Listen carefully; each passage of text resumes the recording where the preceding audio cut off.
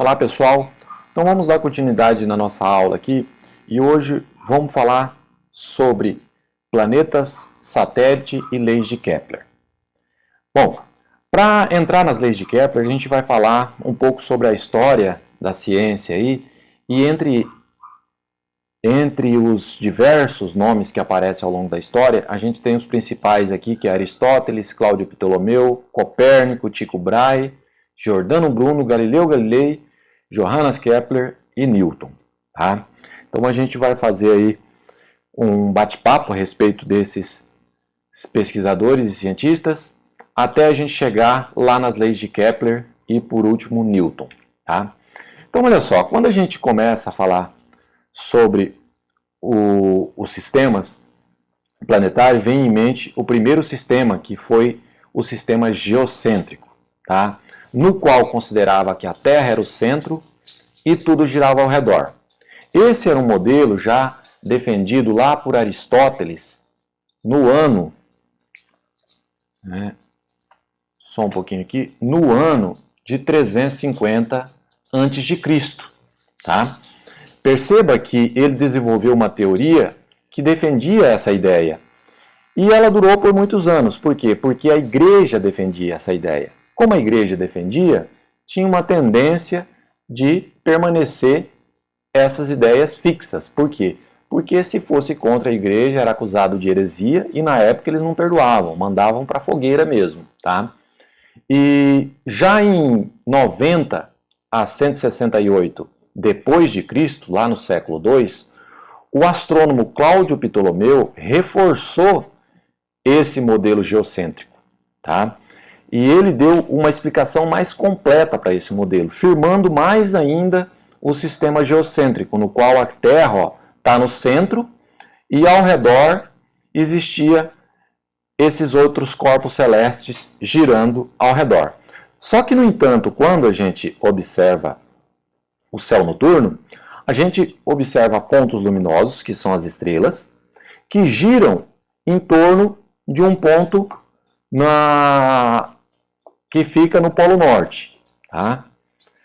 E existem pontos luminosos que não seguem essas trajetórias. E esses pontos luminosos, na verdade, são os planetas, que seguem a mesma linha da Lua. Vocês podem observar eles com certa facilidade no céu noturno. Tá? Só que, no entanto, se você observar ao longo dos meses, devido ao movimento da Terra e o movimento dos planetas ao redor do Sol, a gente observa a formação dos chamados epiciclos, que é o que está desenhado aqui nessa figura, ó, ao longo dos meses. De junho, por exemplo, julho, setembro e outubro, aqui descrito nessa figura. E, no entanto, Ptolomeu deu uma explicação matemática para esse modelo. Tá? E esse modelo se perdurou por mais de 1400 anos, defendido pela Igreja. Só que, no entanto, já no século III, já tinha outros pesquisadores, como Aristarco de Samos, que defendia a teoria heliocêntrica. Só que era perigoso defender essa teoria, porque a Igreja era totalmente contra. Tá? E foi só lá já no século XVI, de 1473 a 1443, que veio aí o Nicolau Copérnico, que sistematizou uma teoria que contrapunha o modelo geocêntrico, tá? Sendo denominado modelo heliocêntrico, no qual o Sol estava no centro e todos os outros planetas giravam ao redor do Sol. No entanto, esse modelo dele ficou sem ser publicado durante praticamente toda a vida dele. Já no seu leito de morte, ele solicitou a um amigo que publicasse o seu modelo.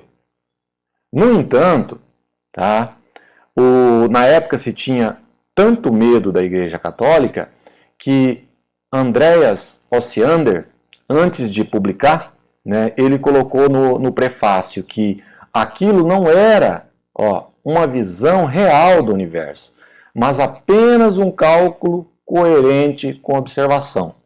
Então vejam só, né? Mesmo vendo que era tudo coerente, ele ainda preferiu colocar que não era uma visão real do universo para não correr risco com a Igreja Católica, né? O Copérnico nasceu na Polônia, né? Como vocês podem ver aqui do lado, eu coloquei o mapazinho da Polônia para mostrar aí a região onde nasceu esse grande cientista, né? Depois dele ainda teve lá, de 1548 a 1600, um outro inspirado por Copérnico, né, que defendia que existia no universo inúmeros sóis, tá? Em torno deles giravam inúmeras terras, e estes mundos eram habitados por seres vivos, tá? Ele era um frade, tá? Muito importante na época, muito inteligente, e simplesmente com observação, né, e ideias próprias, e com base em outros pesquisadores, que ele lia muito, ele tinha essas ideias. Você vê que lá, por volta de 1600, tá? Ele morreu, na verdade, em 1600 em Roma, tá? Ele morreu queimado na fogueira, tá? Porque ele jamais abjurou das suas ideias. Ele acreditava que o universo era desta forma, ou seja, existia lá inúmeros sóis, inúmeros planetas, e que poderia ter vida nesses planetas, e a igreja prendeu ele, ele ficou preso e sendo julgado por muitos anos, né, e acabou morrendo na fogueira, né, que era o que é muito comum na época, né. Nesse meio termo, nesse meio tempo aí, tem também o Galileu Galilei, de 1564 a 1642, né, que viveu lá seus 77 anos. Nasceu em Pisa, né, e estudou um pouco em Pisa e terminou sua vida em Florença, que é uma cidade maravilhosa lá da Itália. Essa aqui é uma imagem de Florença, essa aqui é a Ponte del Vecchio, uma ponte muito antiga que existe lá em Florença. Florença é um lugar maravilhoso que vocês deveriam, em algum momento da vida de vocês, se vocês forem viajar para a Itália, tem que conhecer Florença, não é só Roma. Florença, Pisa. Pisa é legal, mas Florença tem muitos museus, vale a pena conhecer. E lá tem um museu dedicado a Galileu, né, que vale a pena conhecê-lo, tá? Galileu era considerado e reverenciado como pai da astronomia observacional, pai da física moderna, pai do método científico e pai da ciência moderna, muitas vezes foi chamado, tá? E qual que é a contribuição que Galileu teve nessa área?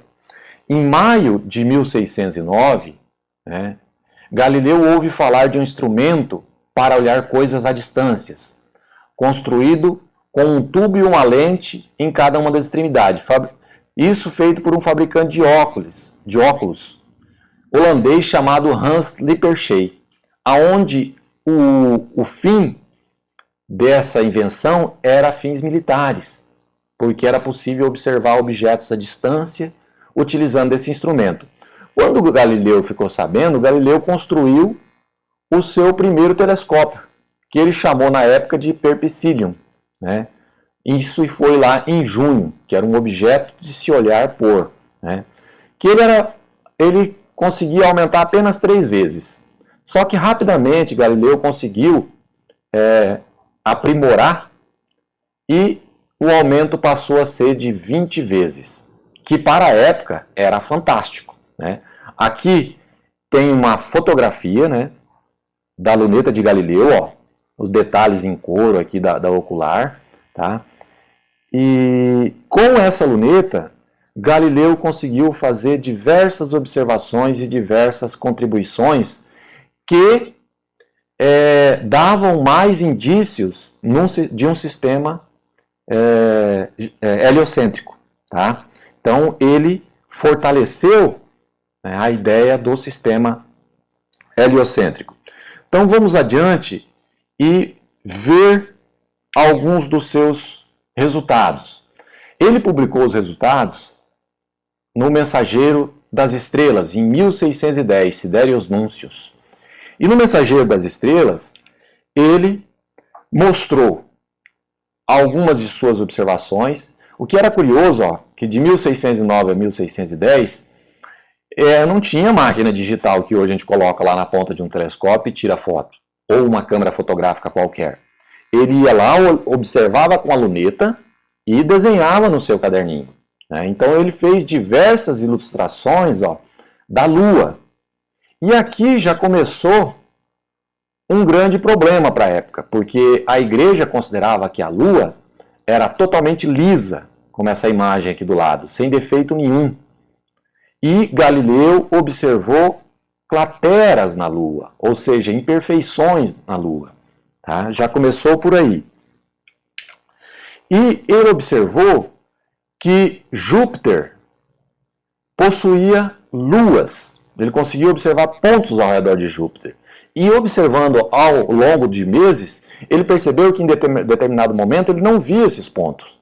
Isso significava que esse ponto estava passando na frente do planeta.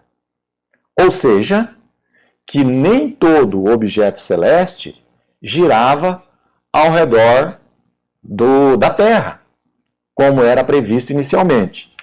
Depois ele percebeu também que Vênus apresentava fases, tá? Nas suas observações, o que também não fazia muito sentido num sistema geocêntrico, somente num sistema heliocêntrico. Tá? Então, na próxima aula, a gente continua nesse contexto histórico aí, para falar sobre Kepler, Newton e Tycho Brahe. Tá? Vejo vocês aí na próxima aula. Grande abraço a todos.